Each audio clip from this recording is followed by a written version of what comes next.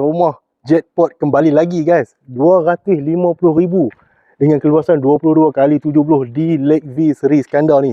Jom kita tengok. Yang ni paling murah buat masa ni. Rumah teres 2 tingkat lot tengah Lake View Seri Iskandar, 250,000 saja dan ada free gift lagi. Jom.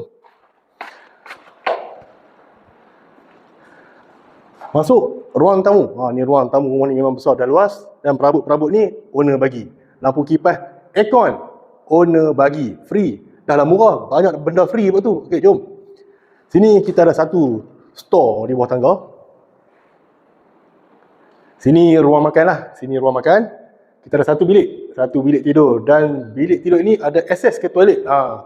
Sini kita ada ruangan dapur. Sini tempat washing machine lah.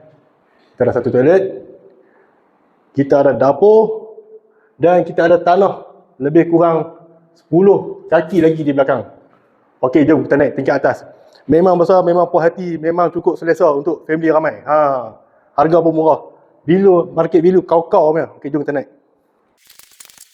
Okey, naik tingkat atas. Sini kita ada ruangan family. Ruang family. Okey, di kanan saya adalah master bedroom. Memang besar master bedroom dia. Toilet dia pun memang besar, memang puas hati.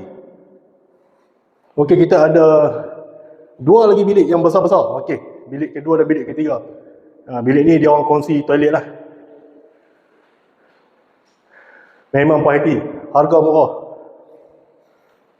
Satu unit ni sahaja yang ada buat masa sekarang dengan harga 250,000. Jika anda berminat, jangan tangguh lama-lama. Rumah 250,000 ni, satu unit ni sahaja yang ada. Jika anda berminat, boleh hubungi saya dengan segera sementara ianya masih ada lagi. Okey, bye.